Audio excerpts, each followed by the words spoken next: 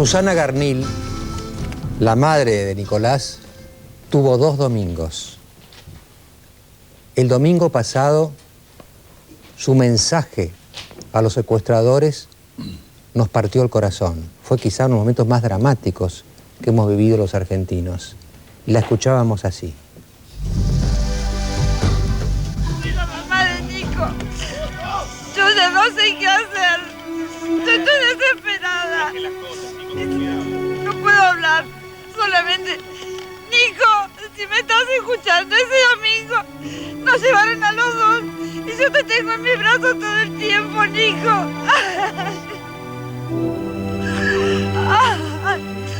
Por favor, háganle llegar esta carta, por favor. Dios, secuestradores.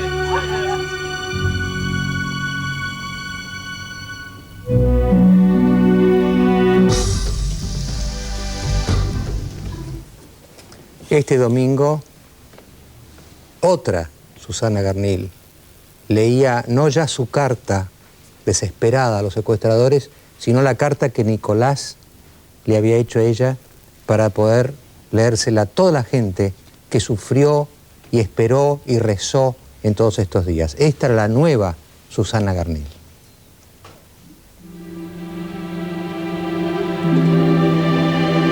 Gente, bueno, la verdad me impactó y me sigue impactando el apoyo de todos ustedes, desde las más de 200 cartas hasta las misas, las oraciones, los apoyos desde enfrente de casa y mensajes por internet, donde gente que no me conoce me apoya y me sigue mandando mensajes con las mismas palabras que mi gente. Además me sirvió de apoyo para sobrellevar estos 20 días, de que yo seguía por radio todo lo que ustedes hacían y todo eso me ayudó y mucho.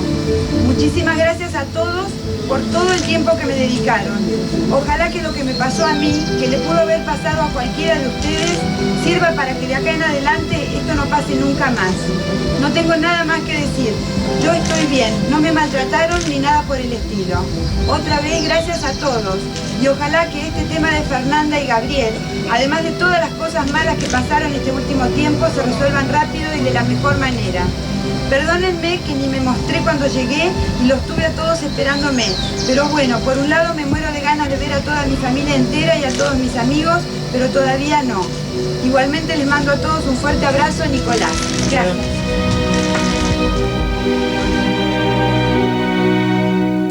Qué lindo es ver que así, de la noche al día, una situación, ¿no?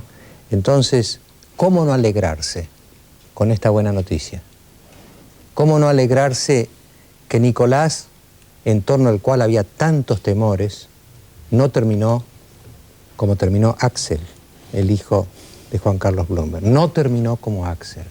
Eso es una noticia que consuela, que alivia a tanta gente. Ahora, tengo que preguntarme, porque tengo que analizar la realidad, ¿cuán buena es la noticia? ¿Es la noticia máxima? ¿Es la noticia ideal lo que pasó hoy con Nicolás? Yo creo que la noticia ideal hubiera sido otra. Si hoy supiéramos a ciencia cierta que la policía está detrás de los secuestradores, que los tienen localizados y detenidos y que están recuperando el rescate que se habría pagado, eso sería una noticia ideal. Pero en realidad lo que parece que pasó es que se pagó y los secuestradores, digamos, cumplieron y ahora la policía está viendo a ver para dónde agarra. Y yo digo que hubiera sido una noticia ideal que esta liberación ocurriese en el marco de un castigo de los delincuentes, porque cuando pase algo así en la Argentina, cuando alguno de estos secuestros, sea el de Cristian, sea de Nicolás, se resuelvan verdaderamente, me parece que ahí vamos a sentir que se invierte la tendencia. Empezamos a ganar espacio, porque también, si en realidad los secuestradores cobraron hoy, hay 2 buenas noticias. Una para nosotros, que está libre Nicolás, otra para ellos. Les salió bien. Ellos tuvieron éxito en lo que se proponía. Y al no tener esta noticia ideal entre nuestras manos, El problema continúa. El problema de los secuestros continúa.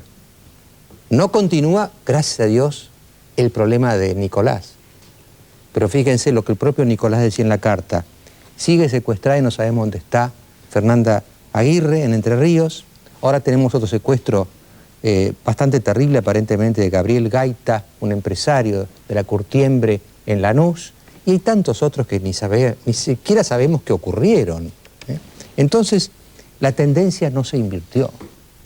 Ahora, ¿por qué no se invierte la tendencia? Yo creo que acá hay que pensar que los secuestradores son seres perversamente racionales. Son perversos, pero hacen las cuentas. ¿Y qué cuenta puede hacer un secuestrador después de esto? Y bueno, no nos pescan, no nos detienen, nos quedamos con la plata, sigue siendo un buen negocio. Para ellos, para los delincuentes que se dedican a los secuestros, estos siguen siendo un buen negocio. Y mientras siga siendo un buen negocio, ellos van a seguir. Es un campo delictivo fructífero para los secuestradores. Esto es de alguna manera lo que impide decir, bueno, esto empezó a revertirse, empezaron a caer, les empezaron a quitar los rescates nunca vuelven. Entonces, empieza a no ser negocio para ellos el secuestro. Ese día se va a empezar a revertir la situación. Mientras ellos puedan seguir haciendo esta cuenta de los beneficios del secuestro, yo diría que hoy nos alegramos de todo corazón con tan buena noticia como la liberación de Nicolás. Pero también, si pensamos un poquito más profundamente, tememos que sigan las malas noticias.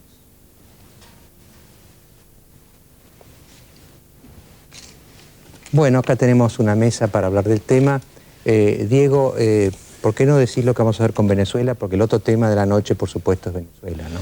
Por supuesto, nos debemos anticipar a la información, el debate que vamos a tener sobre Venezuela, una jornada de agitación y de gran expectativa. La pregunta es, ¿le revocan el mandato a Chávez en Venezuela? Ha habido incidentes, hubo muertos, 2, decenas de heridos en diferentes hechos. Se extendió el horario de votación, esto es muy importante, hasta la medianoche. Parece que había largas colas y el Tribunal Electoral quiere que puedan votar todos. Así que vamos a tener toda la información sobre esta votación clave para Latinoamérica y también el debate, más adelante en Hora Clave. Muy bien. Vamos a recordar brevemente la odisea de Nicolás Garnil.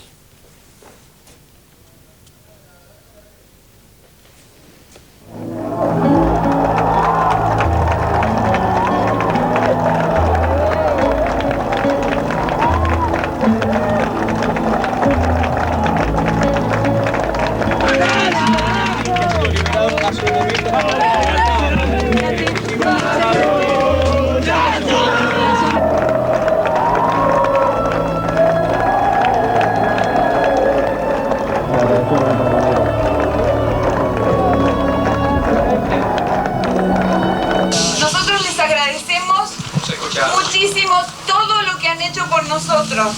Nos ayudaron a pasar estos momentos de infierno, todo lo que ustedes nos hicieron llegar. Y un favor, no solo no saquen las banderas, pongan banderas en todo el país para que nunca más nadie vuelva a pasar esto. Por favor, gracias.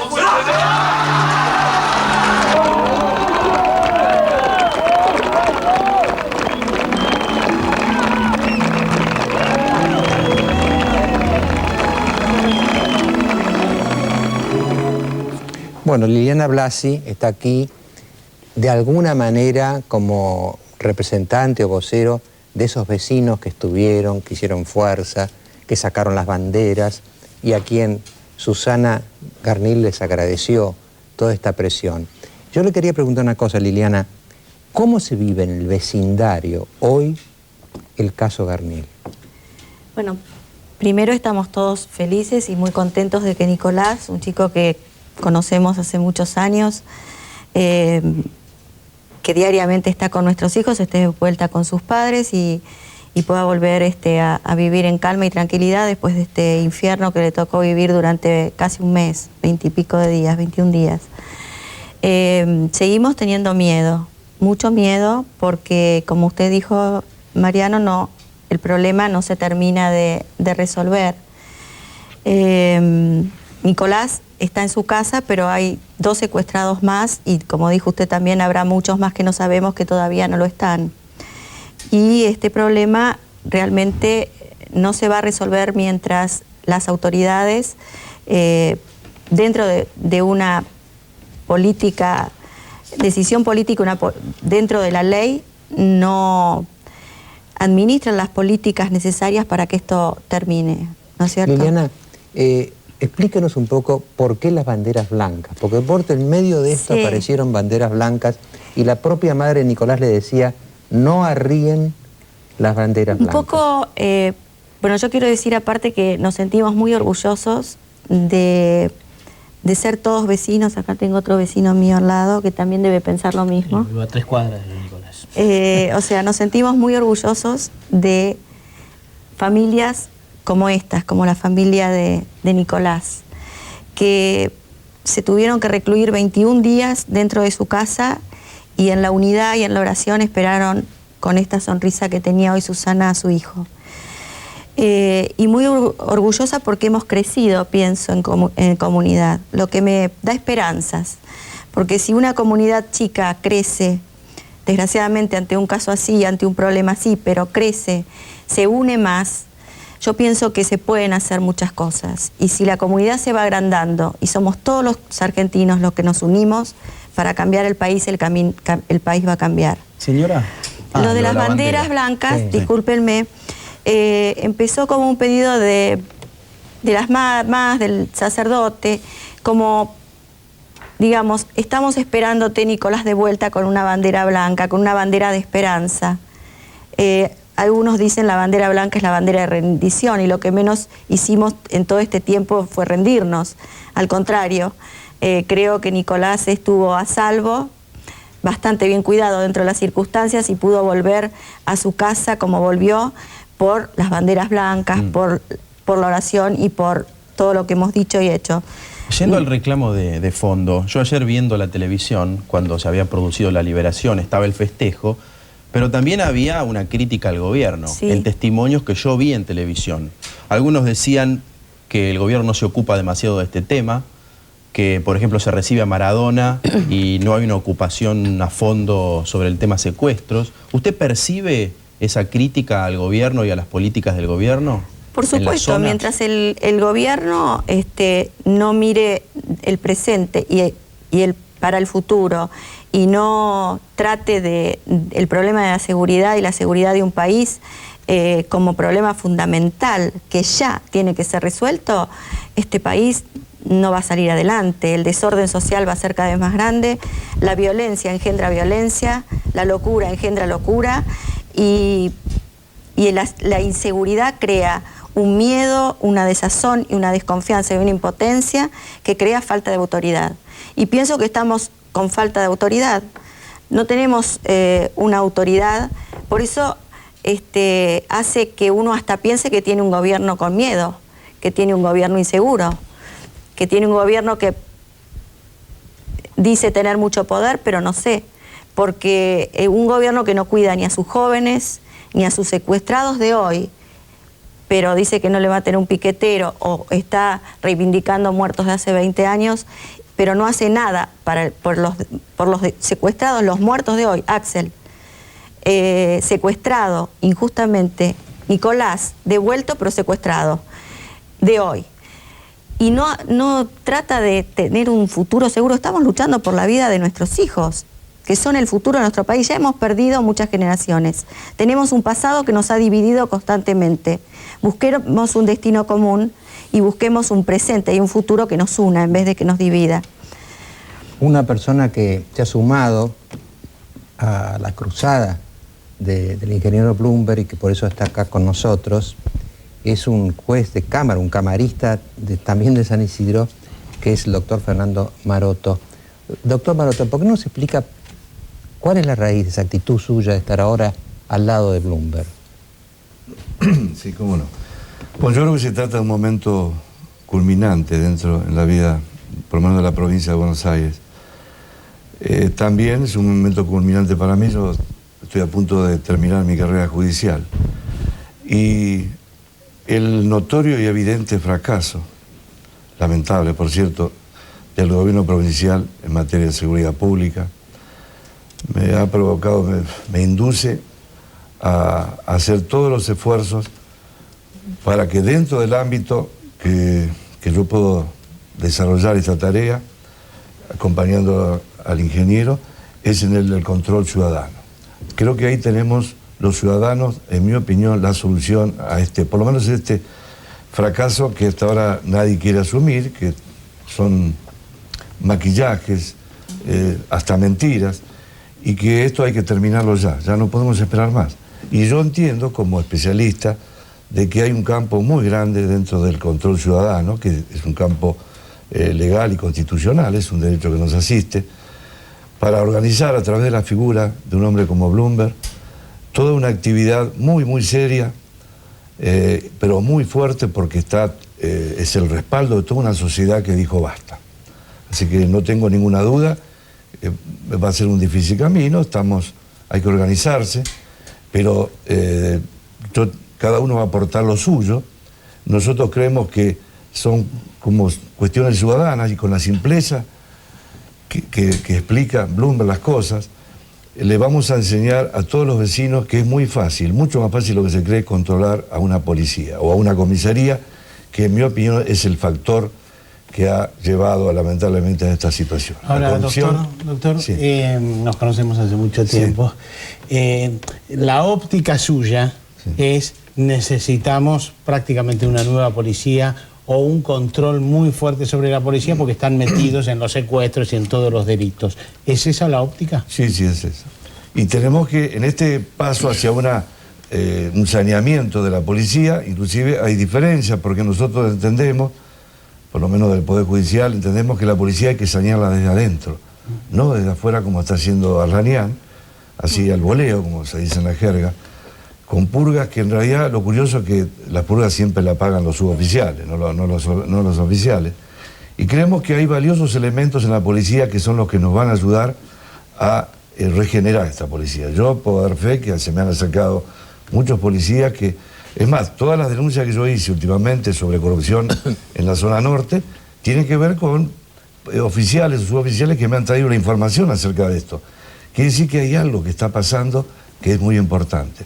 Que la propia fuerza, desde adentro de la fuerza, esto es probable que por lo menos el intento de resolverlo. También está con nosotros el doctor Enrique del Carril, que tiene una fundación que se llama Fores, ¿verdad?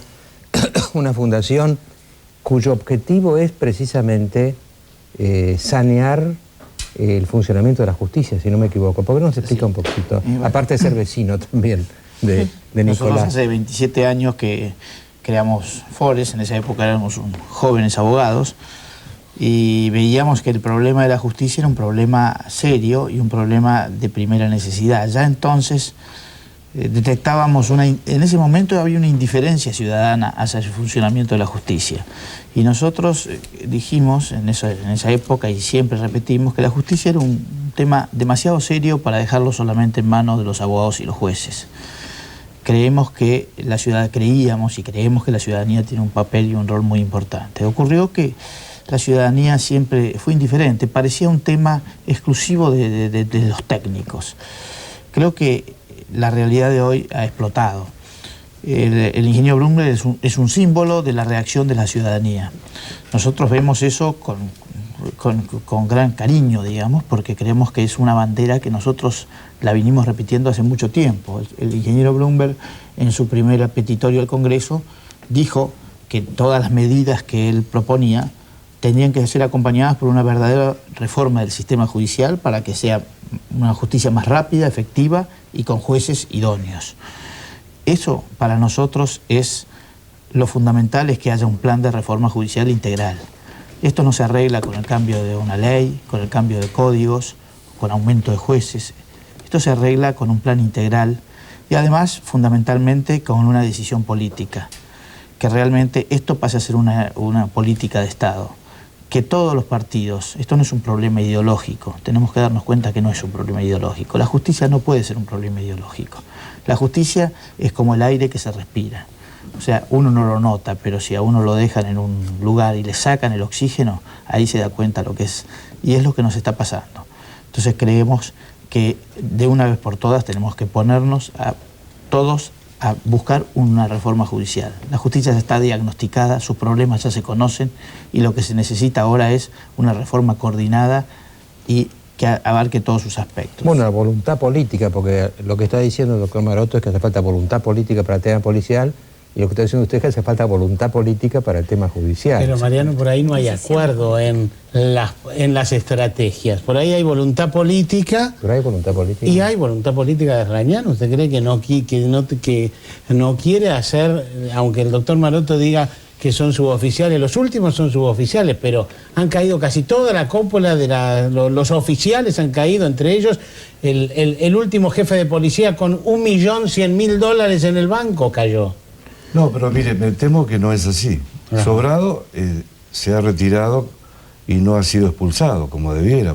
Debe ser condenado, ¿no? Y bueno, pero entonces no está siendo juzgado. Por la justicia, pero no por su propia fuerza que lo debió haber expulsado, porque él es el símbolo de esta corrupción piramidal y estructural.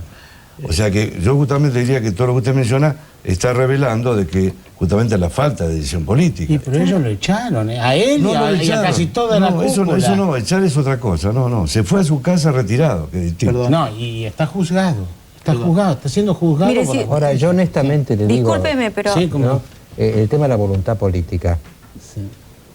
La voluntad política significa que uno está concentrado en ese tema como el tema de máxima prioridad que tiene. Sí, yo honestamente, lo digo, no sé, no lo veo a Felipe Solá concentrado en eso. Lo veo concentrado en todos los juegos de poder, si gana espacio, si pierde espacio, Mariano. Si le quitan de arriba, si van para abajo, si la ponen a Falgo o no la ponen a Falgo. Es decir, me parece que los juegos de los políticos siguen como antes. No los veo, yo no veo que ellos digan, señores, yo me comprometo a luchar en este tema como máxima prioridad. Yo no lo veo ese grado de, y por ahí, de compromiso. Mariano, puede ser que Larnián lo tenga, pero el tema es que lo tenga Solá, no que lo tenga Larnián, ¿no? Por ahí, Mariano, el doctor Maroto lo puede certificar. Acá había un drama que es que mataban gente todos los días. Mataban gente todos los días en el robo de autos. Metieron un poco de mano en el tema de los desarmaderos, bajó la cantidad de muertos. El tema de secuestros no lo han podido solucionar. Esa es la verdad. No es así. Acá la participación policial en la actividad delictiva no pasa por el secuestro, pasa por una infinidad, por todo un catálogo penal impresionante, y eso no se ha tocado.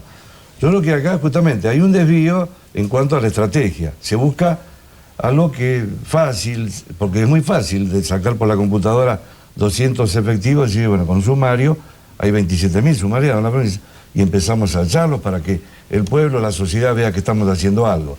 No, eso no sirve, hay que hacer algo mucho más. Usted recuerda, perdónalo usted como todos, cuando estaba en la época de Juan Picafiero, que se habló en ese momento de declaraciones juradas. Si había 100 o 200 que estaban con algunos problemas. Eso no se habló nunca más.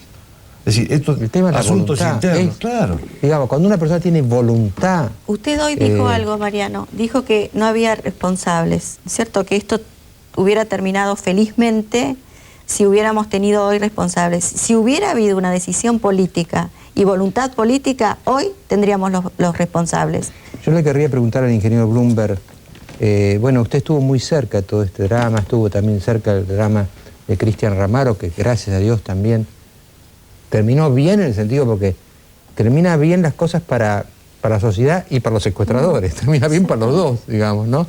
¿Cómo vivió estos días, ingeniero? Bueno, realmente preocupado y muy triste acompañando a esta familia, digamos, yo me comunicaba prácticamente a diario, telefónicamente, y uno reviviendo toda esa tristeza, digamos, esa desesperación de los padres porque no tienen noticias, no sabe uno cómo va a terminar todo eso. Bueno, la alegría fue ayer, estuve 2 horas en la casa con ellos, de 10 a 12 de la noche, y a los 10 minutos de irme me llamaron diciendo que el chico había llamado, que lo habían liberado en Garín, en un descampado. bueno, fue una alegría y realmente, pero digamos, después uno ve, como usted ve, esos festejos. Deberíamos festejar para que no ocurran secuestros y no lo que estamos festejando. ¿Había un ambiente de temor en la familia grande? Porque yo la sensación que tengo es que cuando la madre salió hace una semana, había casi diría terror. Bueno, es que realmente, digamos, se vive de esa manera, ¿no? Uno no sabe cómo puede terminar.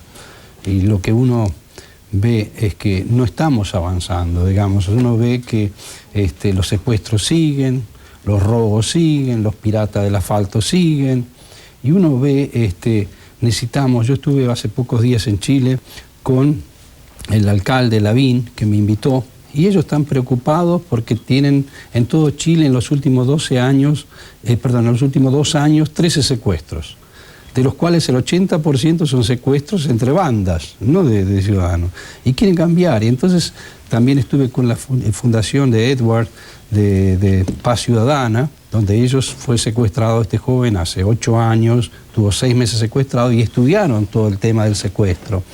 ¿Y qué es lo más importante? Lo importante es tener una policía, digamos, altamente especializada, que haga prevención, pero lo más importante que como institución esté muy querida, ¿me entiende? Querida y respetada.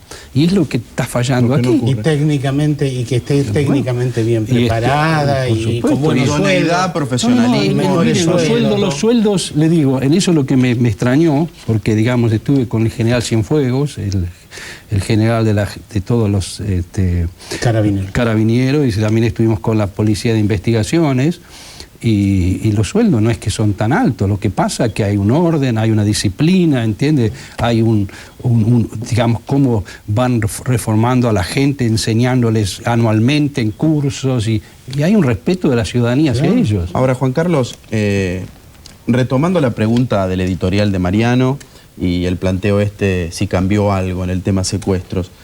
Quizá una interpretación posible es que esto salió bien para la familia y mal para la sociedad, porque la sociedad es la que está rehén de esta posibilidad de tener algún hijo, algún pariente secuestrada. La sociedad festeja junto a los Garnil, pero en realidad no sé si salió tan bien para la sociedad esto como otros casos. Por eso le transmito esa duda de Mariano. ¿Cómo se cambia el tema de fondo, más allá de lo que usted está diciendo? Porque lo que parece claro es que como sigue esta historia, no se vacía la rentabilidad de este negocio del secuestro y hay como un atractivo a seguir secuestrando. Bueno, por eso tenemos que evitar los secuestros, tiene que haber prevención de delitos. Usted piense acá... Pero el pago del rescate, por ejemplo, bueno, ¿no conspira contra el ataque a fondo de este delito? El tema es muy delicado porque usted tiene que, con gente especializada, que uno ha hablado del FBI, con policías de New York especializados en secuestros, lo primero que hay que priorizar es la vida del cautivo. Y en este caso, la fiscal Rita Molina, usted ve que se demoró, pero digamos se privilegia la vida. Después, bueno, se investigará. ¿Usted sabe, ingeniero Bloomberg, que están juntando firmas en San Isidro para el regreso de Sica?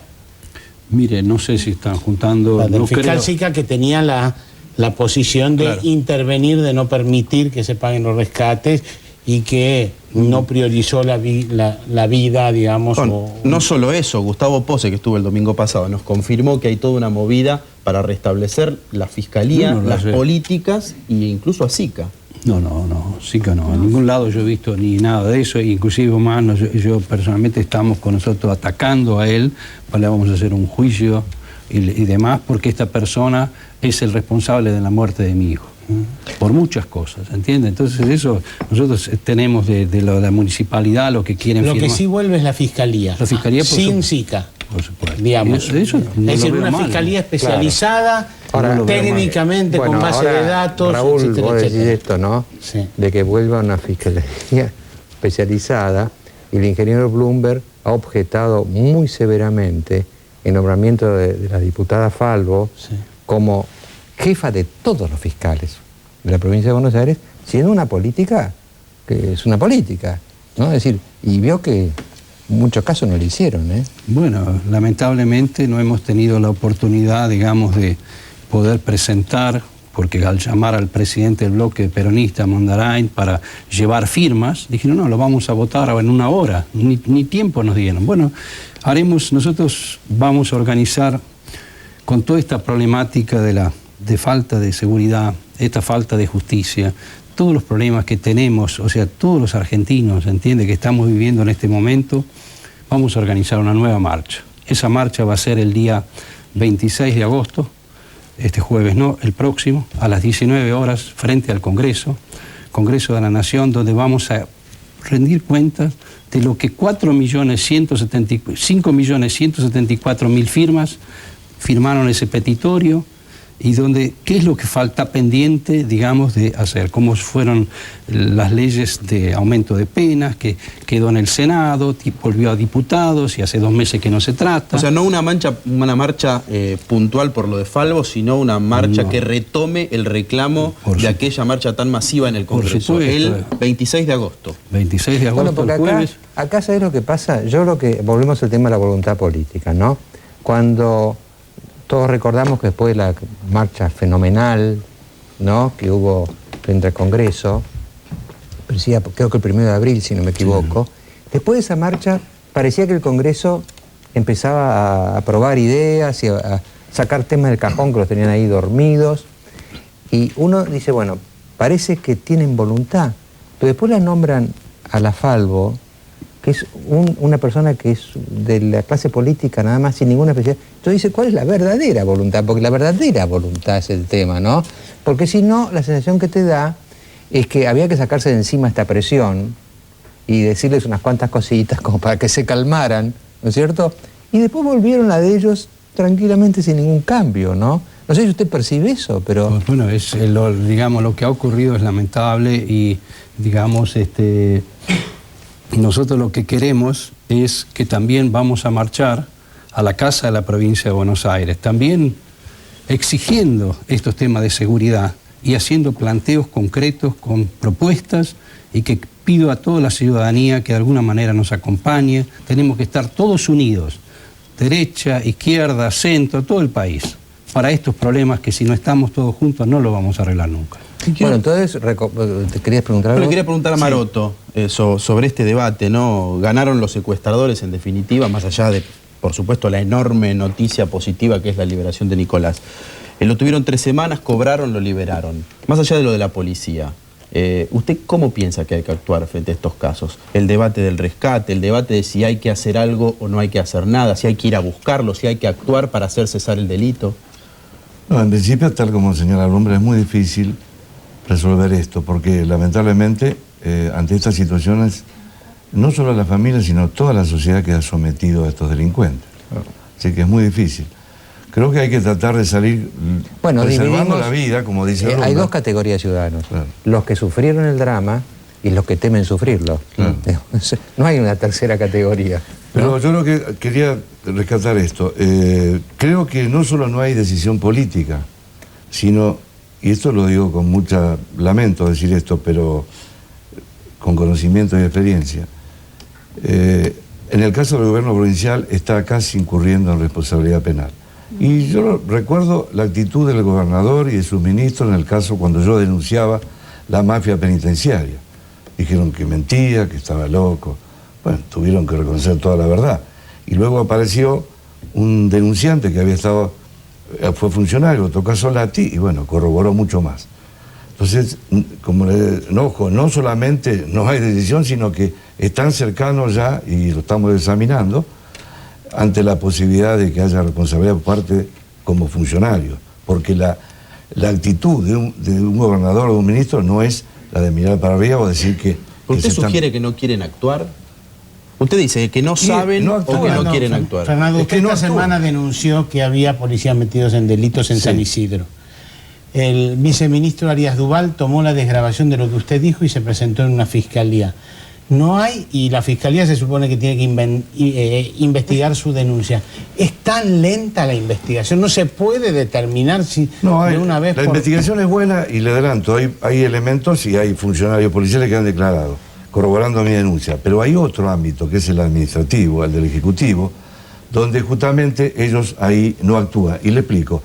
El gobierno provincial tiene una dependencia de asuntos internos, aparte sabemos que hay organismos de inteligencia, que saben perfectamente que Cabrera, el jefe departamental, está robando la plata. Y lo digo de esta manera para que se entienda bien claro. Y todos los jefes policiales reciben, tal como lo dijo Fiori en su momento, usted recuerda, comisario Fiori, y otras cosas más, y reciben, o todos los meses tienen que poner la plata, que luego el día 10 va para la ciudad de La Plata.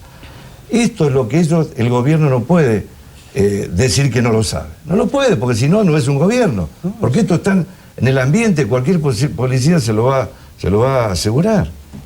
Bueno, nosotros me parece que estamos recibiendo llamados de San Isidro de gente que dice que lo que quieren es reponer la fiscalía, pero eso no implica reponerlo a SICA.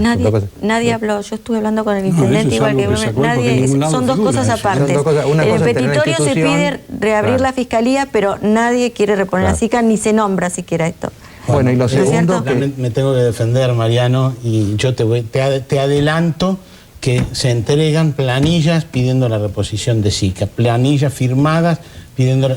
A mí me parece mal, ojo, yo me gustaría verlas. Coincido con el ingeniero. Si puede acercármela. Me parece que él ha tenido... Pero además fue público una carta que hicieron algunas personas víctimas de secuestros junto al Corcho Rodríguez que pedían, no sé si a SICA, pero sí las políticas que fueron implementadas en esa época.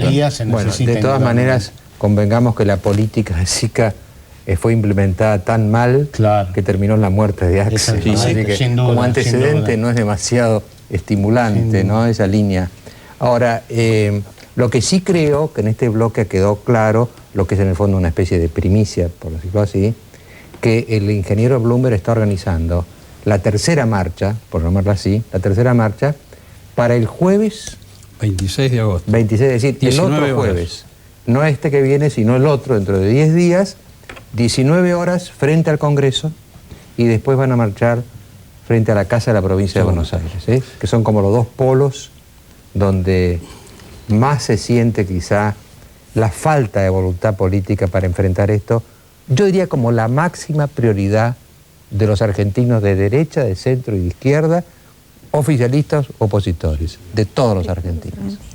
En el próximo bloque vamos a tratar un tema realmente escalofriante, el de los gemelos violadores, que fueron liberados por un fallo de un tribunal de Misiones, y van a estar acá los que dentro de ese debate judicial se oponían, pero fueron derrotados. Después de los sorpresas.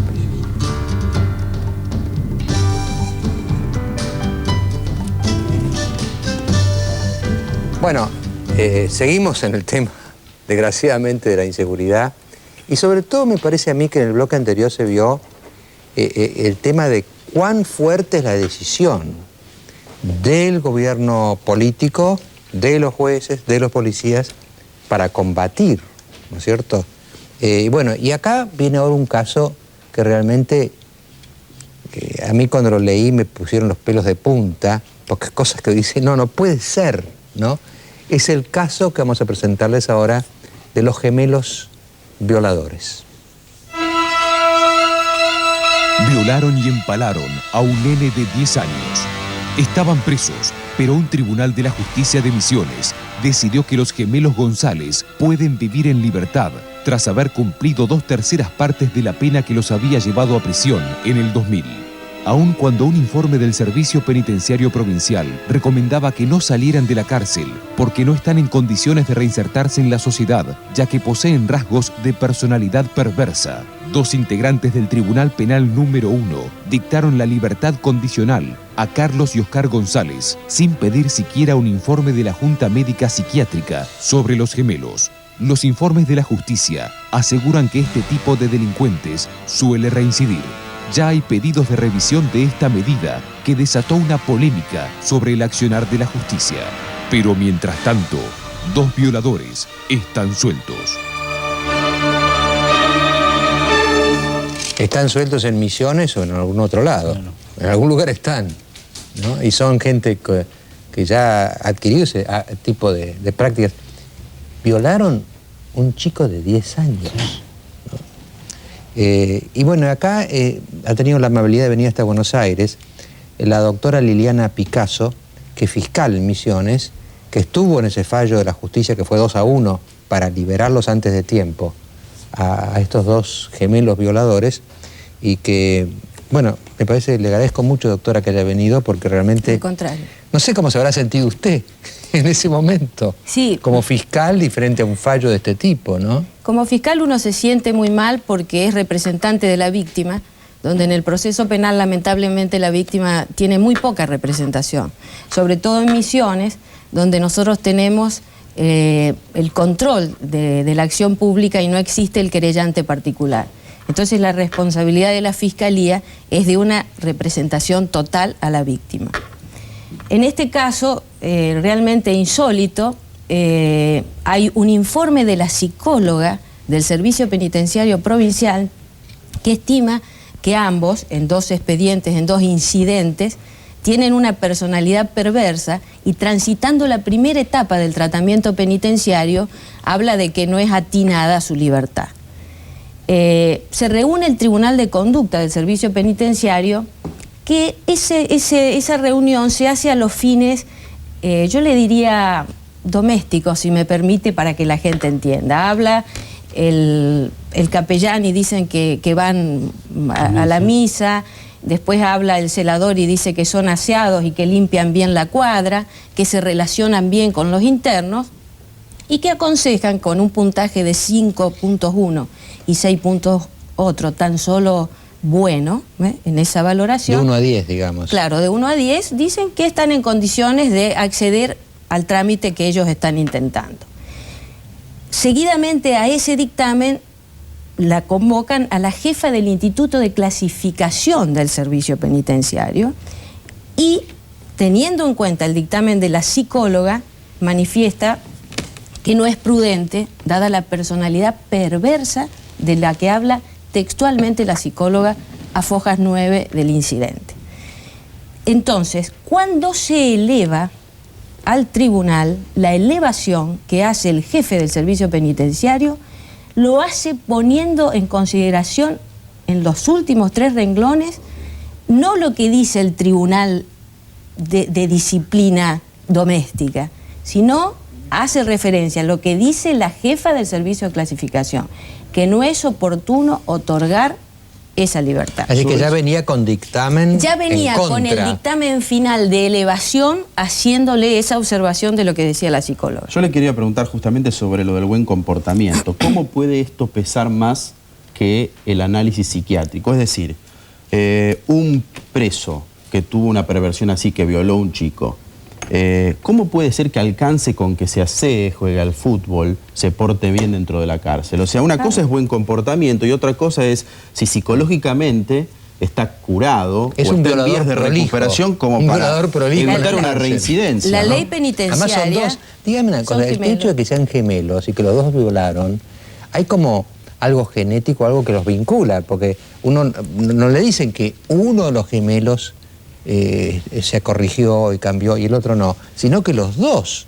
Lo extraño es que el presidente que presidió el debate oral, en uno de los considerandos de la sentencia, hace una manifestación especial, y creo que la voy a poder relatar textualmente, que dice: este aberrante hecho cometido en perjuicio de un niño de tan solo 10 años. Esa misma persona que signa en primer voto esa sentencia es quien, corrida la vista al Ministerio Público Fiscal, que obviamente me opongo a la libertad, manifiesta que está cumplido el reglamento carcelario tan solo porque ese tribunal... Usted sabe que nosotros tratamos de hablar con los 2 jueces de la mayoría, como hizo Marcelo Longobardi el otro lunes, hizo también con un juez que había dado una libertad, que era impresionante, el juez no tenía argumento alguno. Era como una nada, no decía nada, ¿no? Y estos no aceptaron la invitación. González y no quisieron explicar por qué, porque es muy difícil de entender. Es que realmente es inexplicable. Si uno revisa la documental, porque nosotros trabajamos con un expediente y vamos dejando y signando absolutamente todo, el voto del doctor Recaborde, que es el voto disidente, que no solo acompaña el dictamen de la Fiscalía, sino que lo abona inteligentemente, dice, entre una de las manifestaciones, que hasta se aplicó mal la ley. ¿Por qué se aplicó mal la ley? Porque el artículo 13 se modificó recientemente, en el mes de mayo. Esta es una causa del año 2000 y lejos está la modificación actual de ser más beneficiosa al reo, que usted, doctor Grondona, sabrá que la ley no es retroactiva, salvo que se beneficie. La nueva ley fija 2 pautas que ni siquiera se han cumplido y el voto de la mayoría la fija aplicando la ley 25.892. Ya sé, para usted es un poco delicado no hablar de los jueces y demás, pero ¿cómo explica? Es decir, ¿cómo se explica? Porque uno empieza a decir, bueno, ¿cómo llegaron a esa decisión? El buen comportamiento, Mariano.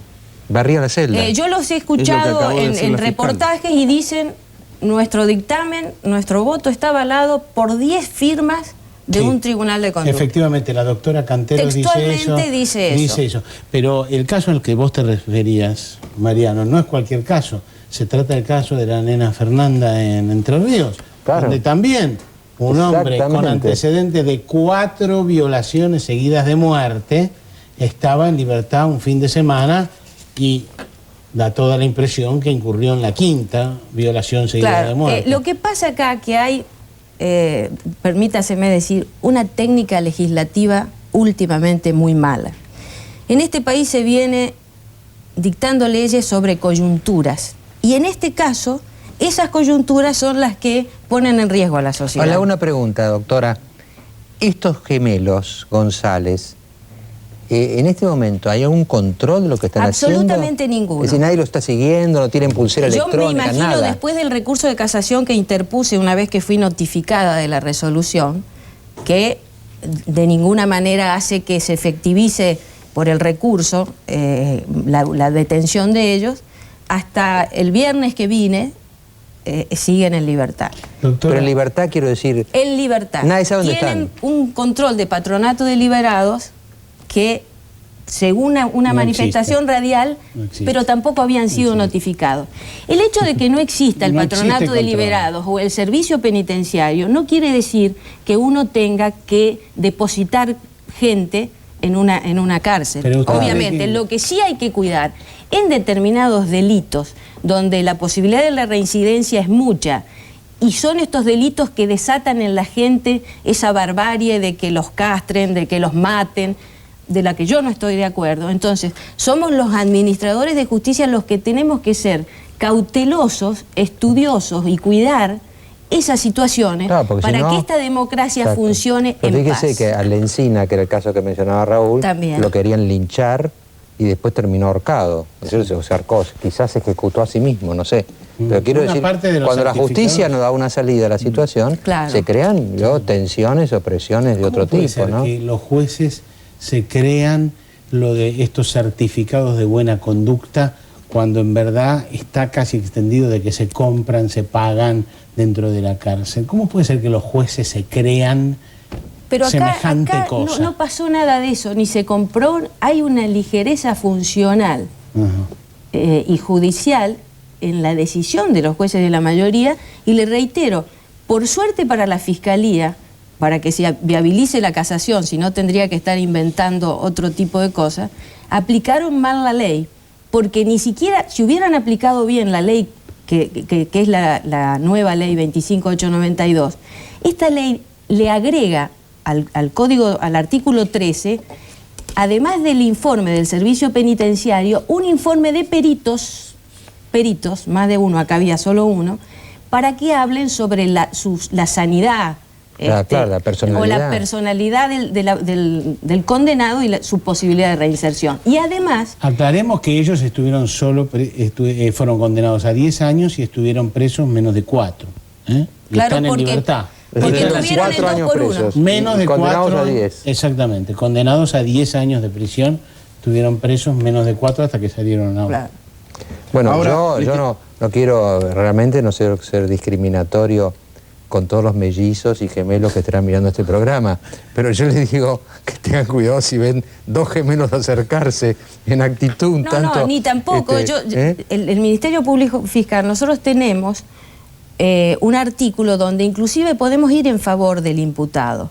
Es decir, esto es grave hasta los chicos, porque son jóvenes que los pusieron en libertad, porque a lo mejor no saben manejar su libertad y una reincidencia los deja. ¿Qué edad tienen, Carlos? En Oscar este momento González? están alrededor de los 24 años. 24 años. Entraron siendo menores, estuvieron primero en el correccional de menores y al cumplir los 21 años fueron a la cárcel. Doctora, No quiero pensar cómo se sentirá la familia del chico de 10 claro, años. nadie piensa que en... salvó su vida medio milagrosamente, ¿no? Sí, Porque, sí. porque creo que... Inclusive hay informes donde no recomiendan el domicilio que ellos van a vivir porque muy cerca vive la familia y hay aires de venganza.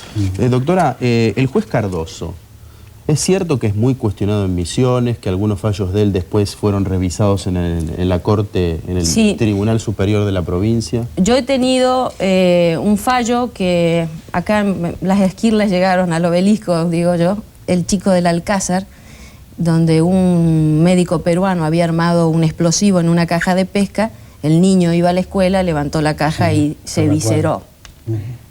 Esa causa tuvo una absolución por el beneficio de la duda, también con un voto en disidencia. Logré que el recurso de casación tenga un resultado positivo, se decretó la nulidad de la sentencia y lamentablemente cuando se ordena de nuevo la detención de Salazar del Risco, se había ido al Perú. Estamos con un trámite de extradición que es muy difícil, la extradición de un nativo de acuerdo a la legislación peruana. De todas maneras, Mariano, la criminalística mundial advierte mucho hoy en día sobre el tema de los violadores, ¿no?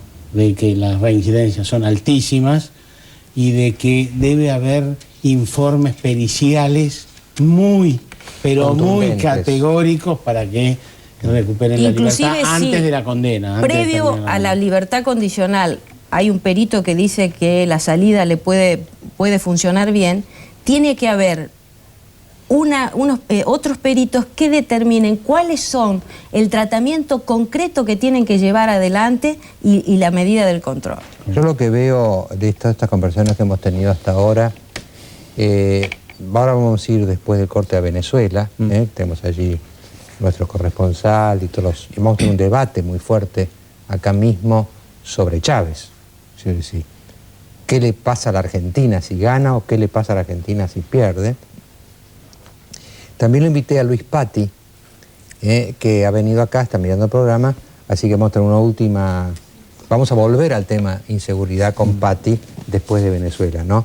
Pero yo lo que veo, cuando la veo a la fiscal, por ejemplo, cuando lo veo al camarista Maroto, cuando veo a tantos policías honestos que querrían hacer las cosas bien, no es un tema de instituciones que estén mal, no es que la justicia está mal, no es que la policía está mal, no es que el Congreso está mal. Hay personas y personas, es decir, acá hay personas responsables, personas serias y personas que de alguna manera eluden su responsabilidad por diversas razones. Hasta Raúl acá insinuó el tema de que puede haber coimas, no digo en este caso, pero evidentemente, la verdad cuando hicimos el tema de la investigación sobre el servicio penitenciario, corre plata también acá. Entonces, hay de todo en la viña del Señor, ¿no? Y que quizás nosotros como ciudadanos tendríamos que ver que se vaya respaldando a la gente responsable, a la gente seria, y a la gente que no lo demuestra, porque al fin y al cabo lo que indigna acá, ¿no? Es que el que va a pagar esto es algún chico por ahí. Es decir, el que va a pagar los gemelos es otro Axel, ¿no es cierto? Otro va a pagar. Y finalmente esa persona, como decía la fiscal recién, ¿quién la defiende? ¿Quién defiende a las víctimas por venir?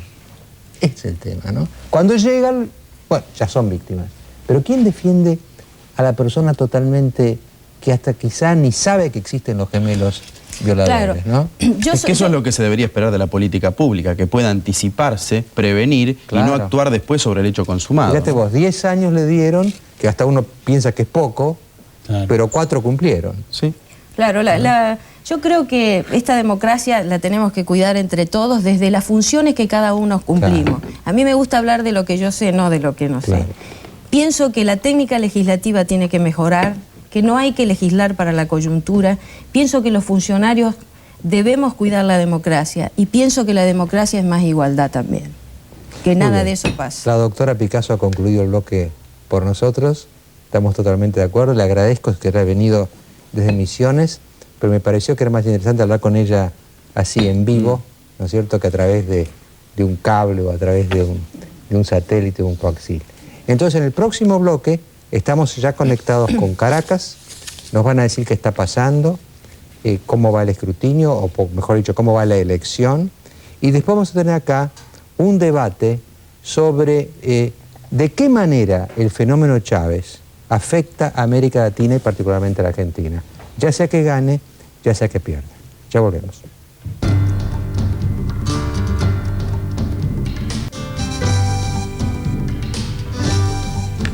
Bueno, vamos recogiendo varias cosas de este programa, ¿no? Primero el anuncio que ha hecho Bloomberg, que el otro jueves 26, si no me 26 equivoco, de agosto, 19 horas. está a las 19 horas la tercera marcha frente al Congreso y de ahí van a la Casa de la Provincia de Buenos Aires. Así que eso fue una primera noticia importante, ¿no es Por cierto? supuesto, Mariano, que él va a ser orador y quizá haya otros. Quizá haya otros. Quizá la madre de Garnil, por ejemplo. Claro. Así que eso está en carpeta, digamos, ¿no?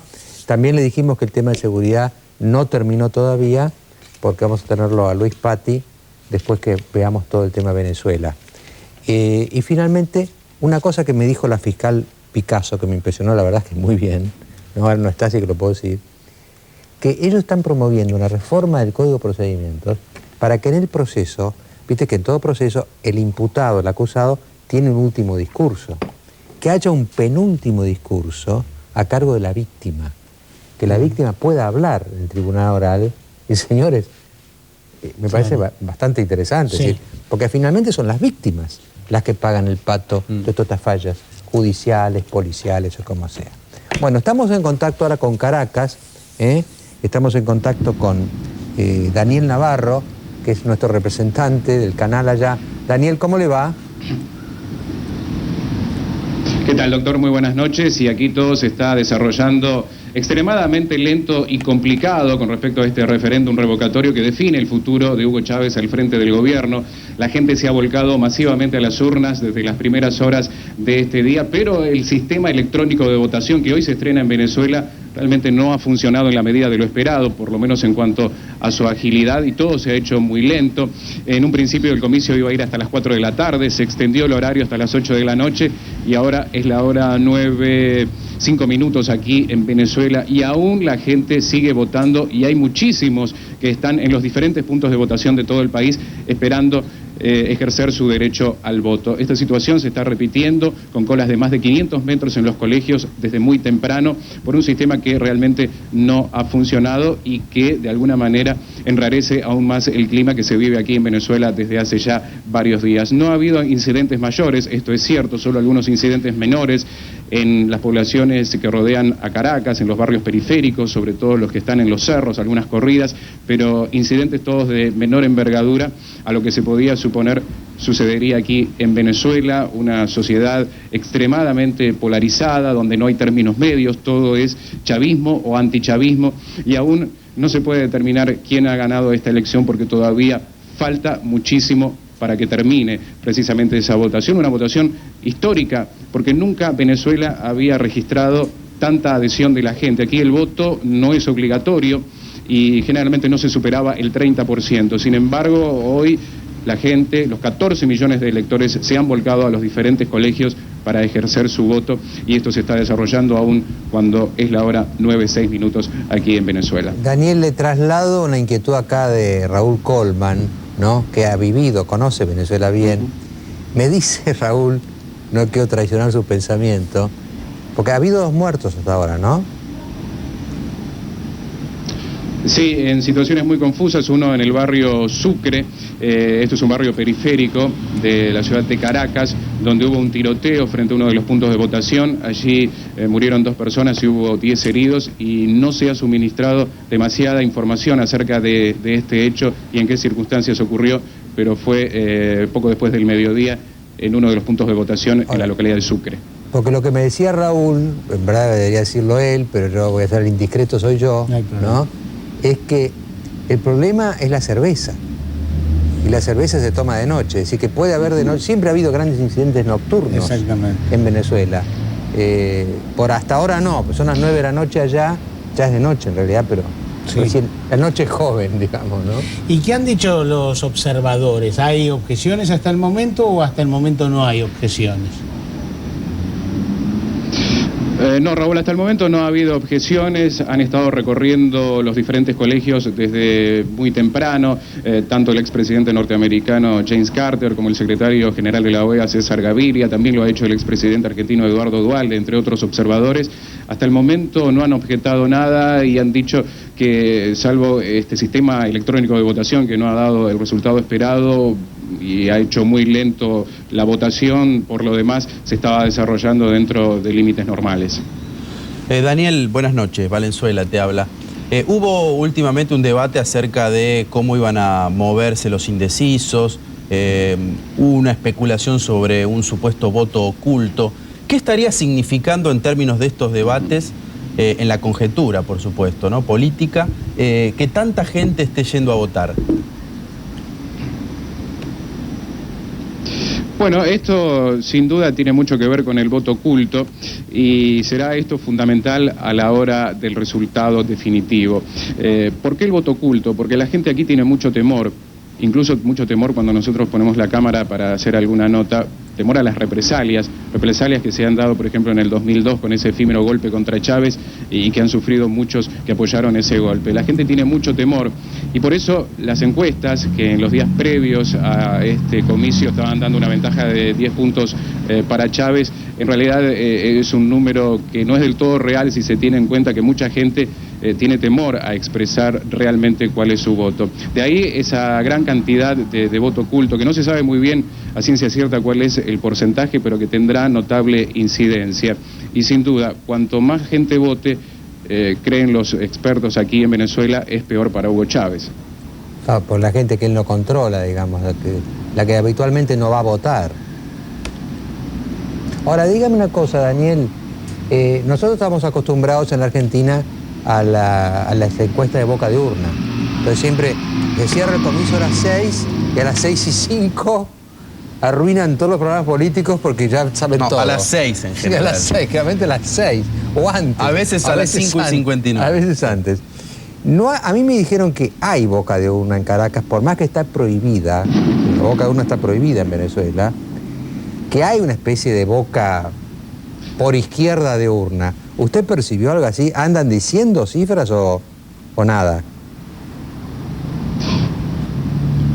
Bueno, hasta el momento la oposición se adjudicó la victoria. A los pocos minutos salió el chavismo para adjudicarse ellos la victoria. En la calle, la gente en el centro de Caracas dice que ha ganado el sí. El sí significa que ha perdido Chávez. Pero hay que ver lo que dicen en las afueras de la ciudad de Caracas, porque el centro de Caracas está en contra de Chávez y en la periferia, en el interior del país, es netamente chavista. Por eso es una percepción no objetiva. Hemos estado hablando con gente aquí en la zona central de Caracas, en lo que es un poco los diferentes barrios aquí donde están los puntos de votación, y todos dicen, bueno, ganó el sí, ha votado mucha gente, el sí ha ganado por 2 millones de votos, pero esto es demasiado extraoficial porque es una percepción no objetiva, ¿no? Chávez ha dicho durante las últimas semanas que, por supuesto, si gana continúa, si pierde queda el vicepresidente y él se va a hacer campaña para volver a ser candidato. Hoy, ¿cuál fue la actitud de Chávez? Tengo entendido que él dijo, aceptaré el resultado, pero ¿cuál fue la actitud del presidente hoy? Bueno, el presidente fue a votar a las 11:50, dijo que va a aceptar el resultado, que si llega a perder, mañana estará almorzando con el vicepresidente Rangel, que asumiría la presidencia en su lugar, y que a partir de mañana mismo comenzará a hacer campaña para la elección que supuestamente se tendría que desarrollar a mediados de septiembre. Dijo que si ganaba, él mañana en Miraflores al mediodía iba a esperar a la oposición para compartir un almuerzo junto a ellos. Así que lo seguro es que almuerzan. Sí. Eso es lo único seguro que tenemos. De todas maneras da la impresión que no le resultaría fácil presentarse si pierde, ¿no? Y Rangel tiene otro perfil, es un profesor universitario, pero me parece que le va a costar, y a la oposición también le va a costar encontrar un candidato que los unifique, ¿eh? Bueno, muchas gracias, Daniel Navarro, desde Caracas. Bueno, el problema... Y cualquier cosa nos comunicamos. Sí, yo le quería acotar una cosa al respecto de lo que decía Raúl, que en una supuesta elección dentro de un mes le será difícil a la oposición concentrarse de la manera que lo ha hecho para este comicio. Digamos, el chavismo está concentrado y todos los votos que obtengan esta elección irían hacia esa elección que se desarrollaría dentro de un mes. Pero a la oposición le costaría mucho lograr esa homogeneidad que logró en estos comicios si es que se tiene que presentar dentro de un mes. Muchas gracias, Daniel. Muchas gracias por este informe. En verdad... Hasta luego, doctor. Gracias a ustedes. Gracias. Esto responde al principio nuestro, latinoamericano, de si la podés hacer complicada, ¿para qué la vas a hacer simple? ¿No es cierto? Pues fíjate vos, si vos votás sí, es que no, claro, que lo querés echar a Chávez. Si votás no, es que sí. Claro, ¿no? Y si lo derrocás en esta, en 30 días, como esos muñecos, hace así Chávez de nuevo, y se presenta, y podría darse la paradoja de que pierda el referéndum y 30 días después, ¿no?, gane la elección de presidente. ¿Podría darse? Esto último que decía Daniel es muy pertinente, porque la oposición a Chávez está toda junta contra Chávez, lo quieren sacar. Claro. Ahora, si hubiera que votar por candidatos a presidente, quizá la oposición no estaría tan unida y tan homogénea, ¿no? Claro. Es yo me acuerdo cuando yo era estudiante en España, estaba Franco, ¿no? Y entonces circulaba este chiste, ¿no? Un tipo le decía a otro, oye, anunció Franco. ¡Qué bueno! Dice, la libertad. ¿Y quién lo sucede? Pues Franco. Menos mal, el orden, ¿no? Esto va a ser así. Perdió y ganó, ganó y perdió. Pero en fin, somos todos parecidos, ¿no? No hablemos de las nuestras complicaciones. En el próximo bloque vamos a tener el debate entre ¿es Chávez o su eventual victoria un beneficio para la Argentina o es un elemento potencialmente explosivo y negativo? Este va a ser el debate después del corte.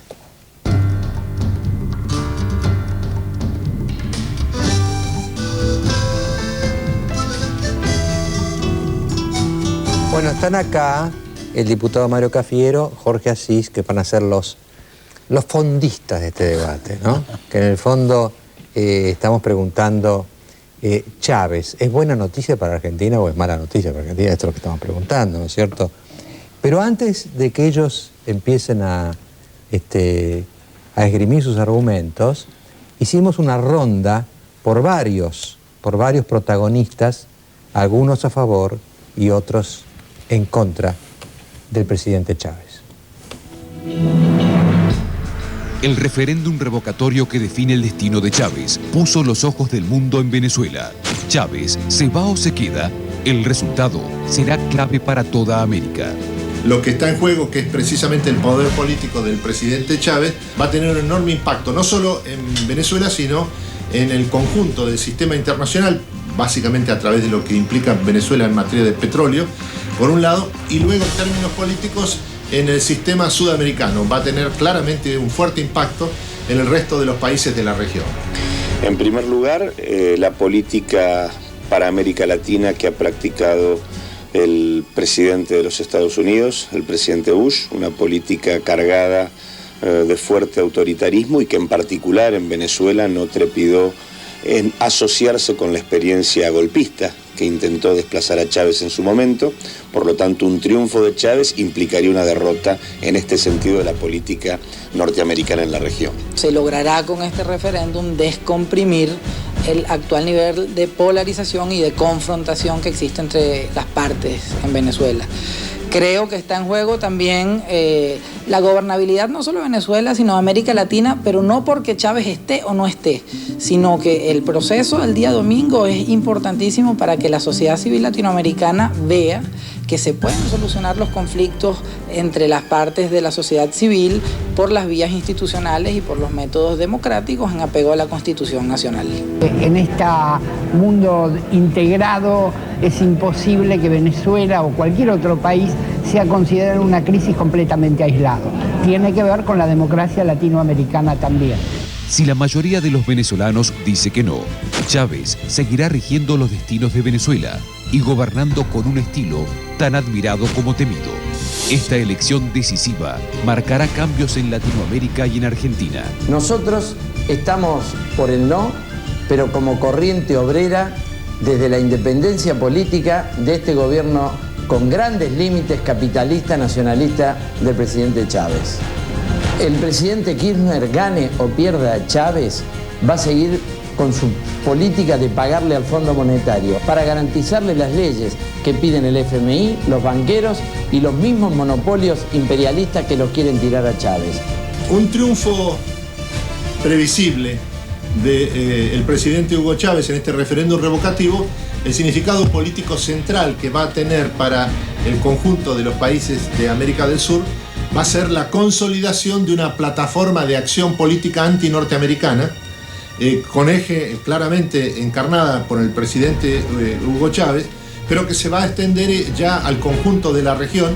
Va a afectar a América Latina en tanto y en cuanto el triunfo o no de Chávez consolida o deja de consolidar un polo regional que tiene hoy condiciones de abrir un abanico importante de alianzas como para profundizar condiciones de integración regional con autonomía respecto a, por ejemplo, los Estados Unidos. Quizás uno de los problemas que ha habido en el último tiempo es que se ha hecho un mito irreal de que el oficialismo en Venezuela está a favor de Venezuela y en contra de Estados Unidos, y la oposición exactamente el papel contrario, es decir, a favor de Estados Unidos en contra de Venezuela. En realidad el problema que tenemos nosotros es que ha habido una gran contracción de la economía, han cerrado la mitad de las industrias, ha habido una devaluación del 300%, se ha endeudado el país en más de 15 veces en su deuda interna, y esto ha hecho pues que lleguemos a este nivel de donde la polarización trasciende no solo a las instituciones, sino a la sociedad civil venezolana también. Nadie puede decir ahora si va a servir para profundizar la crisis que vive Venezuela o si va a servir para fortalecer la vía institucional. La oposición ya intentó 3 veces, honesta, remover a Chávez. En las 2 falló. Si falla en esta también, es decir, si gana el no, si Chávez obtiene un buen resultado, la oposición va a quedar muy golpeada. Y mucho me temo, algunos sectores de esa oposición van a sentir otra vez la tentación de la vía autoritaria, la vía del golpe de Estado. Esta elección decisiva y polarizada marcará cambios en Latinoamérica y en Argentina. Alrededor de la figura de Chávez, algunos se ilusionan con un nuevo destino latinoamericano, pero otros auguran la división de Venezuela en 2 bandos irreconciliables.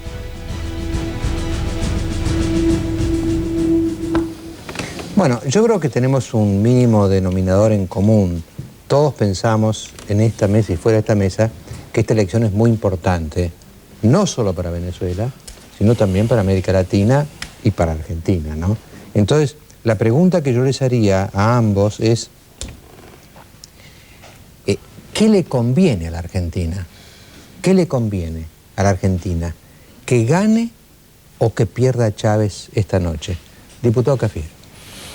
Bueno, desde mi punto de vista conviene que gane Chávez, porque creo que Chávez expresa un proyecto nacional, creo que Chávez expresa valores de soberanía política, creo que Chávez expresa la defensa de los intereses de Venezuela, fundamentalmente en la cuestión petrolera, y Chávez propone cosas, a mi juicio, muy interesantes, de cambios profundos en América Latina.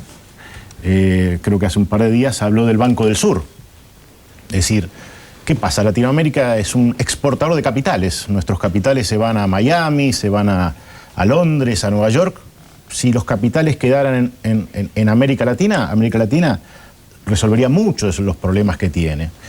La idea de un banco común al estilo de la Unión Europea, un banco central, creo que son temas, me parece que Chávez es el que más milita por digamos, una integración mayor, ya no solo una integración comercial estilo Mercosur o Pacto Andino, sino algo más profundo, llegando incluso a la Unión Monetaria, aduanera, y creo que es la manera de enfrentar el mundo que yo comparto. Entonces, por eso me parece que a Argentina le conviene esto. Creo que yo lo veo a Chávez y me acuerdo de Perón, ¿no? Hay un paralelismo tan grande hasta en sus rasgos personales, en su... o sea, yo lo que no creo que tengamos que importar nada. Creo que, desde mi punto de vista, hoy, digamos, la idea de Perón y la idea de, digamos, esta soberanía política, independencia económica y justicia social está pendiente. Y lo que está pasando en Venezuela es lo que está pasando en toda América Latina. 20 años de ajuste, 20 años desde el llamado consenso de Washington, políticas neoliberales. Eso es lo que ha polarizado la sociedad. Los ricos son cada vez más ricos, los pobres son cada vez más pobres. Bueno, Chávez está expresando a estos sin voz, digamos, a estos sectores marginados de estos procesos económicos, y la polarización es por eso. No es que Chávez polarizó solo políticamente, sino es producto de una situación económica y social. Bueno, yo me veo en el compromiso moral de oponerme, ¿no? De oponerme, digamos, a Chávez. Primero, es una caricatura pintoresca de Perón y es una interpretación bastante berreta del peronismo, te diría. Y en segundo lugar, y lo que me parece peor, hay una hegemonía semántica que es una apropiación del concepto de Bolívar, que sinceramente yo no comparto, porque en realidad casi todos los que están en esa oposición desarticulada reivindican a su Simón Bolívar, que no tiene nada que ver con el proyecto de sociedad de Chávez, que tiene que ver con esa confrontación permanente. El peronismo tampoco es eso. Peronismo no es lucha de clases. Peronismo y la justicia social del peronismo no es el tráfico inescrupuloso de miserables, te diría. Peronismo es alianza de clases. Yo cuando veo los argentinos que apoyan a Chávez, desde el presidente, la señora Castro, Vilma Ripoll, Eve de Bonafini, me veo en el compromiso, te diría, moral de oponerme a Chávez y decirte, es una explicable catástrofe por alguna de las cosas que vos dijiste, ese bipartidismo y esa mediocridad de la clase política que fue generando esto. Chávez, en lo personal, me parece hasta un personaje simpático para conducir un programa ómnibus, ¿viste? En todo caso, lo prefiero a Mauro Viale, a esa cosa, ¿viste?, de showman, esa retórica, te diría, bonapartista. Un bonapartismo bastante inteligente, porque mientras él tiene una retórica anti-neoliberal, ahí está la Texaco, ahí está la Exxon, ahí está vendiendo de todos los días 1,5 millones de barriles por día a los Estados Unidos.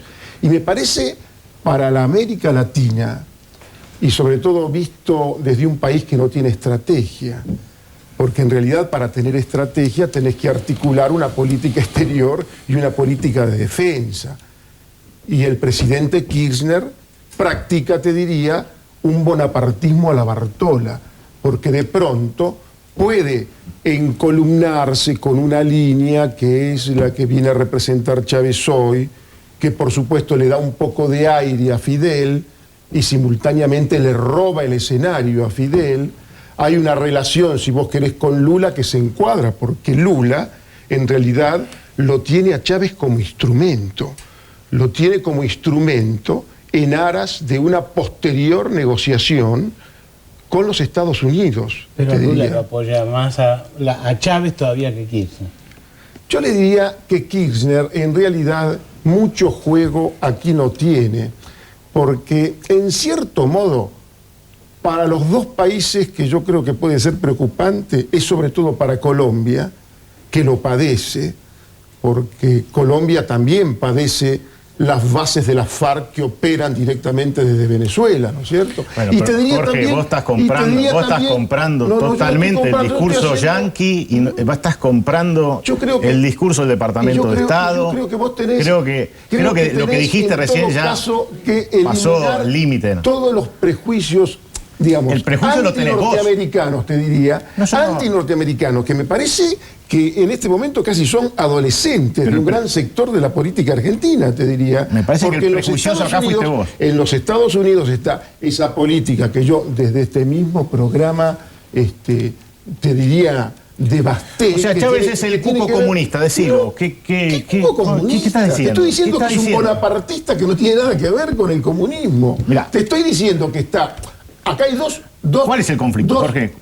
O sea, vos hiciste una... Vamos a ir a un corte los serenamos un poquito acá, les damos té de tilo a los dos. No, está todo bien. Es una cosa está todo bien. de intercambio. Después del corte va a estar todo bien. Creo que es un antiamericanismo bastante adolescente. Bueno, tenemos acceso a informes confidenciales de ambos bandos y lo curioso es que ambos bandos nos dicen confidencialmente que han ganado. Claro.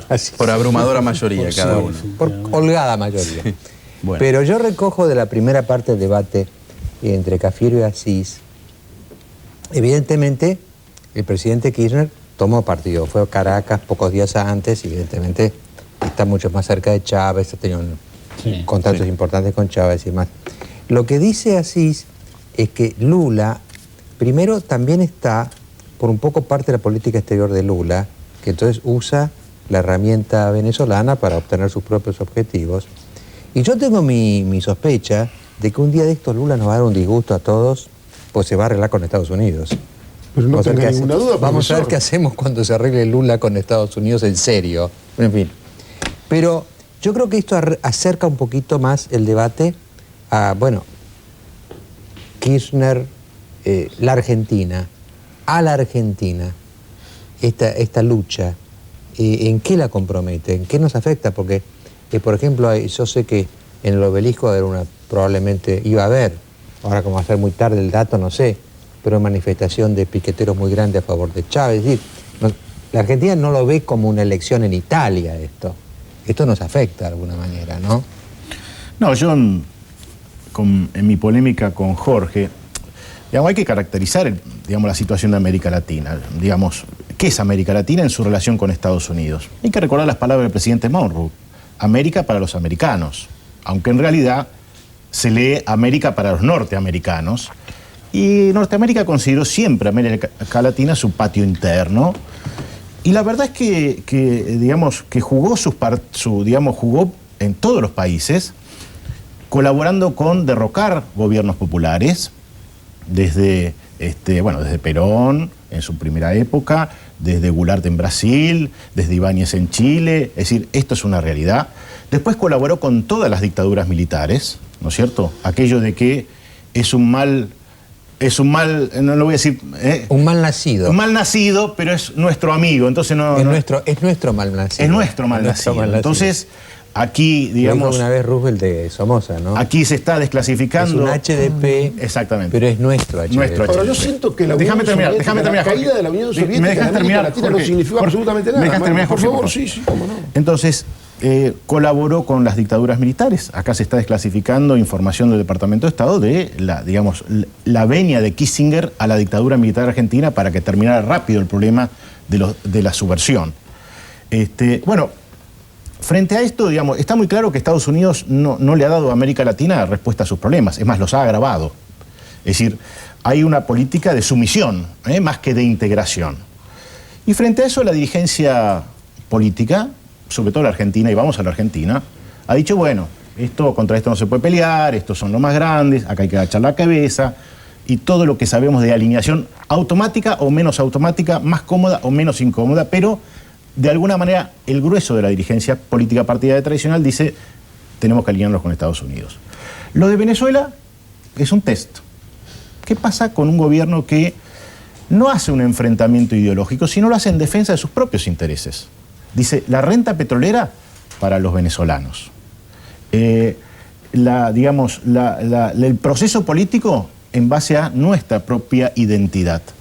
Y bueno, esto es lo que está en juego. Ahora, si Chávez gana, creo que buena parte de los que en política creemos que se puede hacer otra política, vamos a tener aliento para lo que estamos proponiendo. Para volver al planteo de Mariano, ¿afecta o cuánto afecta a Kirchner una derrota de Chávez? Porque indudablemente el gobierno ha hecho un gesto tras otro favorable a Chávez. Incluso Venezuela es uno de los países uno de los pocos, con los que la Argentina mejoró sus relaciones durante la gestión de Kirchner.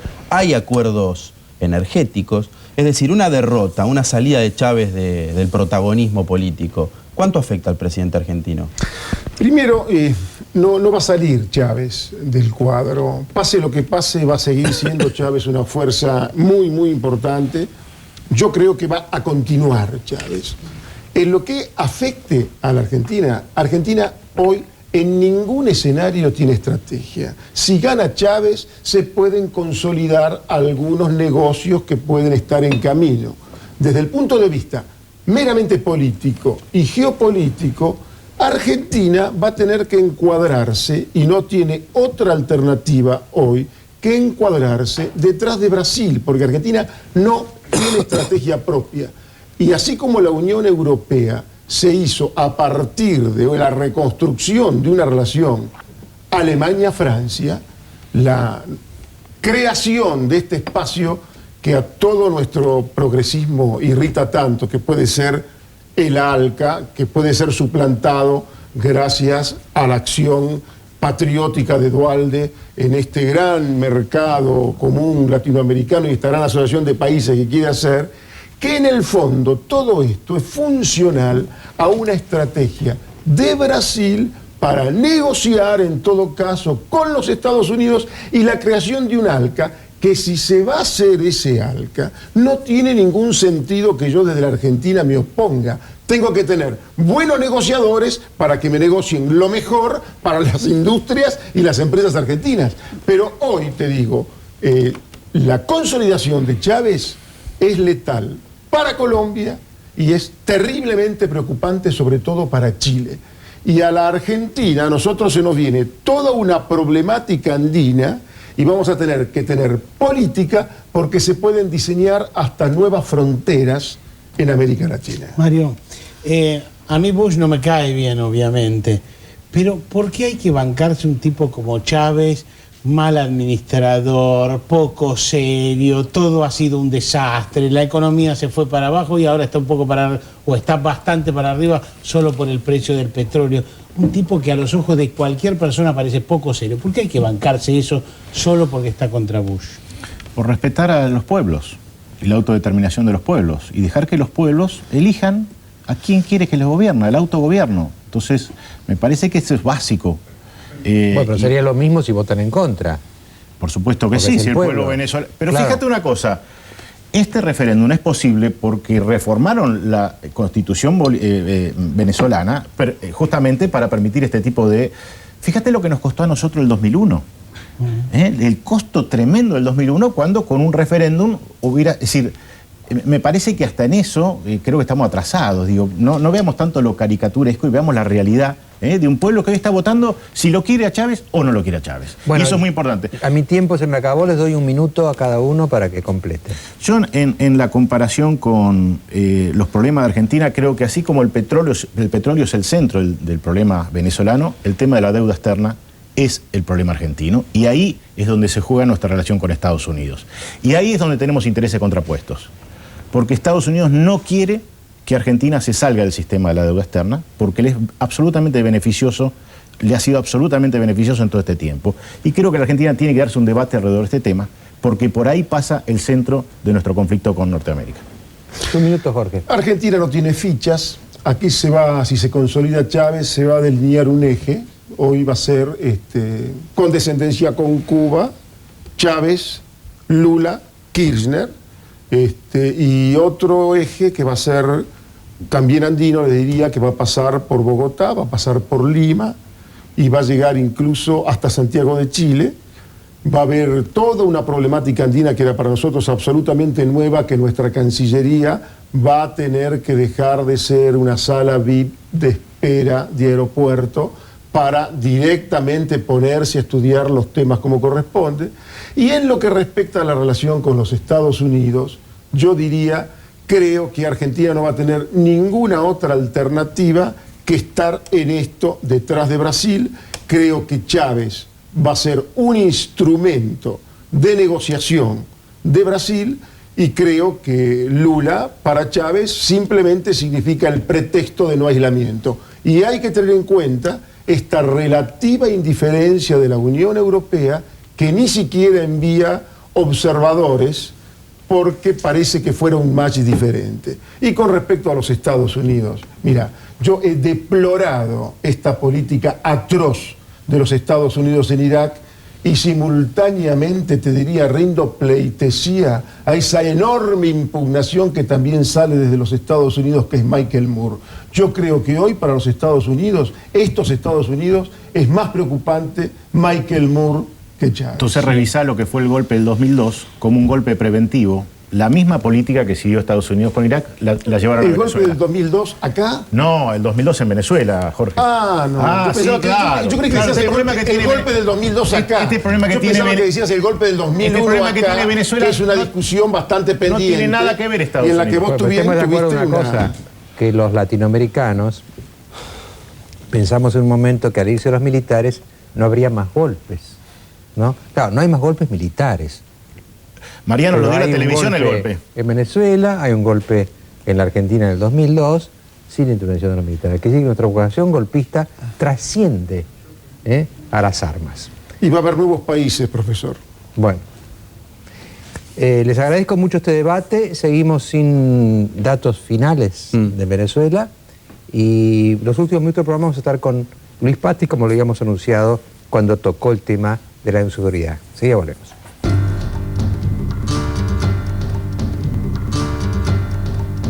Si sufrís de dolores musculares, de espalda, de cintura o en las articulaciones, te recomendamos Salicrem, porque es analgésico y antiinflamatorio. Salicrem se absorbe rápidamente, no mancha la ropa y no deja olor desagradable, como te suele pasar con otros productos. Y atención, porque Salicrem también se encuentra indicado para aliviar dolores asociados con la artritis. Háblalo con tu médico, que seguramente te lo va a recomendar, porque en Salicrem confían diariamente miles de personas. Salicrem se vende exclusivamente en farmacias, como todo medicamento de confianza.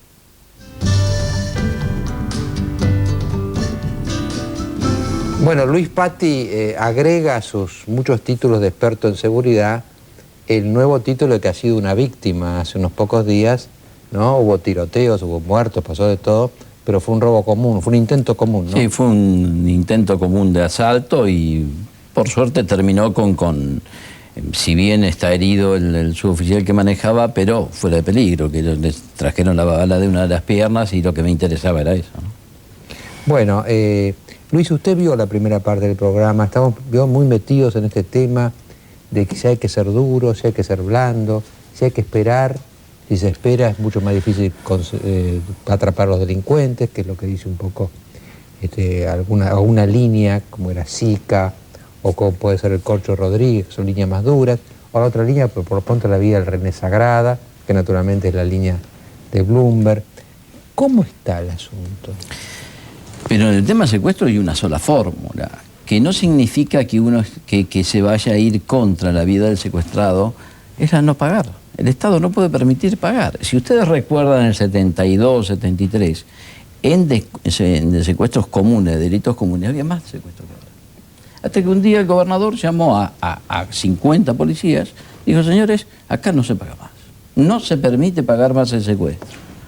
Y así se hizo. Y en 7 u 8 meses se terminó el secuestro. Se acabó el negocio. Y se liberó muchísimos secuestrados ilesos. Nunca tuvimos la desgracia de tener un secuestrado, la terrible desgracia de tener un secuestrado. No, porque ese es el gran temor de la... se terminó también en el enfrentamiento mismo con los delincuentes. No, porque uno lo que piensa es que si se hiciera eso, los delincuentes seguirían con este delito y tantearían hasta dónde esta política... Pero no hay otra... No tiene que haber otra política. A riesgo de la muerte del rehén.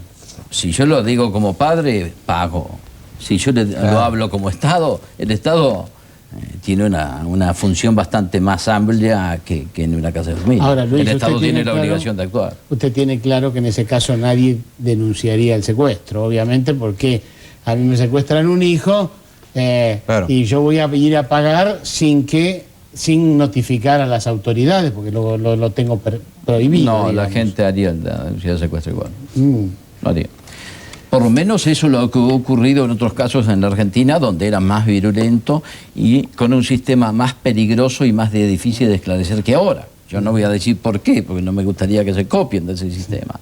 Pero era más difícil trabajarlo y sin embargo dio resultados. Ahora, no sirve tener una buena fiscalía, un equipo muy bueno de policías que se dediquen a esto. Pero por supuesto que hay que hacerlo. Ese es el núcleo del problema. Pero la base es no dejar pagar el secuestro. Bueno, ahí porque está el secreto, en cualquier parte del mundo ocurre. Lo que decíamos al principio del programa, el secuestrador tiene que hacer una opción estratégica si le sigue conviniendo esa línea de delito o no. Si empieza a no pagarse los secuestros... Pero si hay una política de no pagar el secuestro, se libera al secuestrado profesionalmente sin ponerlo en riesgo y se mete preso a todos. Y si hay enfrentamiento, se abate, bueno, se termina el secuestro. Ahora, si todos terminan así y después todos terminan en libertad, cada vez va a haber más secuestro. Ahora, vuelvo a insistir, el gobierno debe ocuparse de los asaltos, que es el delito más crítico que tiene la provincia de Buenos Aires y que más muertos va a tener. Y acá, por favor, no toquen más las leyes, no toquen más nada, toquen el código, cumplan las leyes y que los gobiernos se comprendan que no le tienen que tirar el paquete a los vecinos. Tienen que asumir la responsabilidad de gobernar y administrar la cosa pública. Mire si andará mal el país, que los vecinos se están organizando para controlar las instituciones. Esto es gravísimo. Tienen la sensación de que los secuestradores están apañados. Sí, pero ¿para qué están los políticos y los funcionarios que cobran el sueldo? El señor Arranián, que le quiere tirar el paquete a las municipalidades y a los foros de seguridad, sigue estando, sigue cobrando el sueldo por segunda vez. Entonces me parece, como dijo la fiscal, que los funcionarios cuiden con su actividad diaria y eficiencia también la democracia. ¿Qué piensa de lo que dijo Maroto? Disintió con Arlanián en la forma de sanear la policía. Dijo que Arlanián hace las purgas con los pichis de la policía. Pero además sostuvo que una discusión clave de este combate a la delincuencia es controlar a la policía, la corrupción y la complicidad de la policía en todo esto. Y Bloomberg vive diciendo que hay zonas liberadas. En el caso de ¿Y el poder político? Escúcheme, hablemos de la prostitución. ¿Está institucionalizada la corrupción de la prostitución? Sí. ¿Salen los diarios como Clarín? Sí. Me va a decir que el gobierno, el señor Arlanián no lo sabe, ¿por qué no lo termina? Entonces, a mí me da la impresión que hay que apuntar arriba, no abajo. Porque le puedo demostrar perfectamente que el señor Arlanián sabe cuál es la corrupción. Ahora, ¿por qué no la termina? ¿Es un corrupto o es un inútil? Pero bueno, ha echado a casi toda la cúpula. ¿Pero a quién le metido preso? Igual que los desarmaderos. ¿A quién metieron preso con los desarmaderos? ¿Pero a quién metieron preso con los desarmaderos? Especialmente a los intendentes. ¿A los que encubrían? ¿Qué pasa con los intendentes que contemplaban casi como si nada la presencia de desarmaderos en sus partidos? Pero ni siquiera los dueños de los desarmaderos metieron preso. Entonces el delito se desplaza a otro modus operandi. A mí me parece que siguen con el verso, y no se dan cuenta que el lobo se los va a comer.